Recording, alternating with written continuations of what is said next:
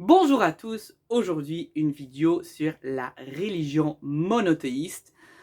Je crois que la plupart de vous connaissent les trois grandes religions monothéistes qui sont le judaïsme, le christianisme et l'islam. Une chose est sûre, on peut confirmer que ces trois religions monothéistes se sont toujours fait la guerre. C'est-à-dire que le juif a été persécuté par le chrétien a été persécuté par le musulman. Aujourd'hui, les juifs prennent vengeance sur les catholiques. Les catholiques traditionalistes voient que les juifs sont en train de prendre le pouvoir. Et les musulmans et les catholiques se sont toujours battus. Tout ça, c'est ce qu'on vous fait croire, c'est qu'on a le même Dieu. À mon avis, ce n'est pas le cas.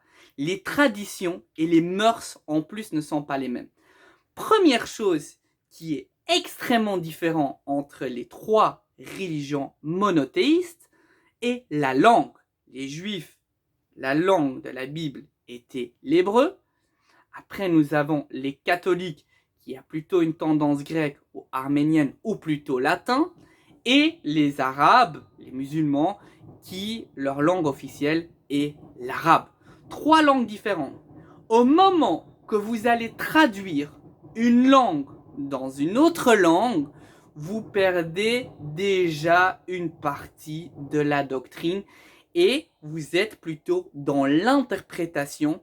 Moi qui parle néerlandais, quand je veux dire le mot en français, l'interprétation change et le sens de la phrase change aussi. C'est déjà très difficile donc pour comprendre ces religions. C'est quelque chose de fondamental et c'est déjà une chose très importante.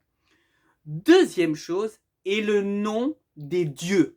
C'est-à-dire pour les juifs, le nom de ce dieu s'appelle Yahvé. Pour les catholiques, il s'appelle le Christ, le Messie ou Jésus. Et pour les musulmans, il s'appelle Allah. C'est-à-dire que tous ces trois ont un nom différent pour Dieu. Même si nous allons traduire ces noms, c'est-à-dire Yahvé, reste Yahvé parce que c'est un nom propre. Est-ce que c'est le même Dieu? Moi, personnellement, je ne le pense pas. Je m'explique. Premier Dieu est le Dieu des Juifs, qui était un Dieu polythéiste à la base que les Assyro-Babyloniens vénéraient. On a trouvé dans la ville de Bethléem des statues de Yahvé. Yahvé avait une entité aussi féminine qui s'appelle Asherah. C'est le pôle opposé de Yahvé. Une fois que les Babyloniens ont capturé les Juifs et ont été libérés par les Perses, on parle de 6 avant Jésus-Christ, à ce moment-là, la religion devient monothéiste.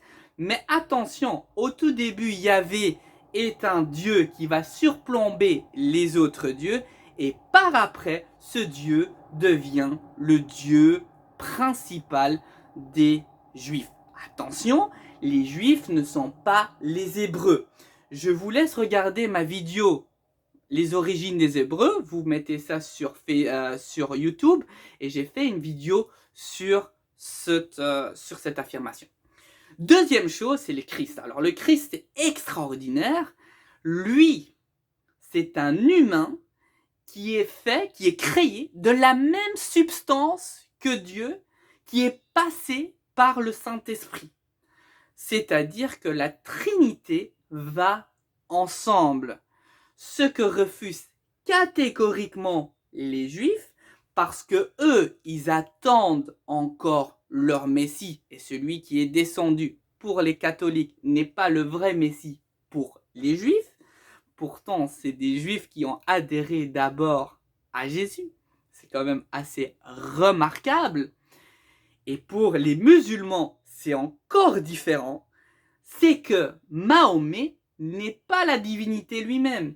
Il va recevoir la révélation par l'ange Gabriel et va l'écrire sur plusieurs stèles, mais n'est pas une divinité. Si vous voyez ça sur un plan philosophique, vous comprenez l'humanisme à l'intérieur des êtres humains. C'est-à-dire qu'au tout début, nous vénérons un Dieu qu'on ne peut pas voir, qui ne donne la révélation directe à tous les êtres humains directement, qui s'appelle Yahvé. Par après, vous avez un être humain qui va être incarné par la substance de Dieu. Et par après, vous avez un être humain qui est complètement, on va dire, banal, pas banal, mais très important, un prophète qui va avoir la révélation par un ange. Nous voyons qu'au tout début, nous sommes très proches de Dieu et par après, les choses changent. Vous voyez, c'est un esprit, comme je pourrais dire, universel. Maintenant, est-ce qu'on peut parler du monothéisme dans une fraternité et que ces religions monothéistes peuvent vivre ensemble? Pas du tout. C'est-à-dire que chacun a sa propre doctrine. Je viens de vous dire la doctrine la plus importante et c'est à cause de cette doctrine qu'on ne peut pas vivre ensemble. Dernière chose à laquelle je voulais rajouter, la dernière chose que je voulais vous raconter. Est-ce que Dieu existe? C'est la question que tout le monde se pose dans ces trois religions monothéistes, qui ne sont pas la plus vieille religion monothéiste. La religion la plus vieille dans le monothéisme est le zoroastrisme, qui a été combattu par les musulmans, à laquelle que les musulmans se sont inspirés du zoroastrisme. Quand vous lisez le zoroastrisme et vous lisez la religion musulmane, vous voyez que l'un a influencé l'autre et vous voyez aussi que l'Ancien Testament a influencé le Nouveau Testament et que le Nouveau Testament a aussi influencé le Coran et que c'est en fait une lignée qui est dans l'évolution. Mais maintenant, la question qu'on peut se poser, est-ce que Dieu existe? C'est une question extrêmement importante. C'est une question qui, je pense, tout le monde se pose la question. Si vous êtes une religion monothéiste et vous voyez Dieu comme l'omniprésence, vous allez affirmer oui. Si vous êtes athée, vous allez affirmer non. Peu importe, vous êtes dans la doctrine, c'est-à-dire que vous êtes dans une idéologie contre ou pour. Et si maintenant on dit peut-être, si Dieu existe, soyons honnêtes, on pourrait déjà le montrer et l'affirmer. Et si Dieu n'existait pas, on aurait pu aussi le montrer. Donc moi j'ai dit, pour certains, ce serait bien de dire peut-être.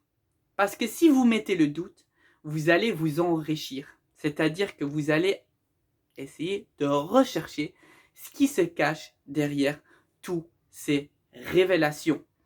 Je crois que si vous êtes musulman, il est très important de connaître la religion catholique, pas pour la combattre, mais juste pour mieux la comprendre, que votre foi devient plus fort et vice-versa. Je crois honnêtement que personne détient la vérité, parce que si on détenait déjà la vérité, tout le monde aurait une part de la vérité. Et aujourd'hui, on peut voir avec les guerres et surtout les réseaux sociaux que chacun veut avoir raison, on peut comprendre directement qu'il n'y a pas de vérité.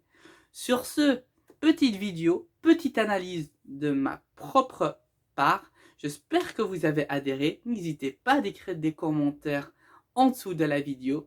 Et surtout, si vous mettez un commentaire, ne m'attaquez pas à la personne, mais critiquez plutôt ce que je dis ou libre de choix de faire ce que vous avez envie de faire. Je vous souhaite une très bonne journée et à bientôt.